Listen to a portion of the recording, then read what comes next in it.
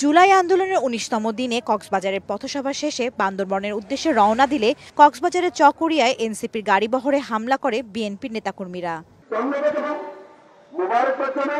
এ কারণে বান্দরবানের পথসভায় পৌঁছাতে দেরি হয় দলটির। পথসভায় এই ঘটনার তীব্র নিন্দা জানায় নেতাকর্মীরা, বলেন যতই বাধা দেয়া হোক না কেন এনসিপি জনগণের কাছে পৌঁছাবেই।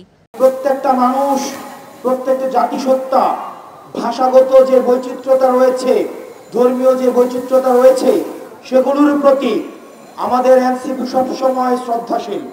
এমন একদিন সময় আসবে আমাদের ওয়ার্ডের একজন সদস্য অত্যন্ত গর্বের হবে, এতটুকু বিশ্বাস আমরা রাখি। এনসিপির মুখ্য সমন্বয়ক হুঁশিয়ারি দিয়ে বলেন, হামলার সাথে জড়িতদের নতুন বাংলাদেশে স্থান দেয়া হবে না। আমরা নতুনভাবে বাংলাদেশ নির্মাণ করব। যারা সন্ত্রাসের ভাষায় কথা বলে, যারা গাড়ি বহরে হামলা দিয়ে কথা বলে, নতুন বাংলাদেশে তাদের কোনো স্থান হবে না। অগণতান্ত্রিক উপায়ে ভয়ের সংস্কৃতি তৈরি করতে চাইলে জনগণ আবারও রুখে দেবে বলে জানান দলের আহ্বায়ক নাহিদ ইসলাম। অগণতান্ত্রিকভাবে একটা রাজনৈতিক দলের কর্মসূচিতে বাধা প্রদানের চেষ্টা করা হচ্ছে।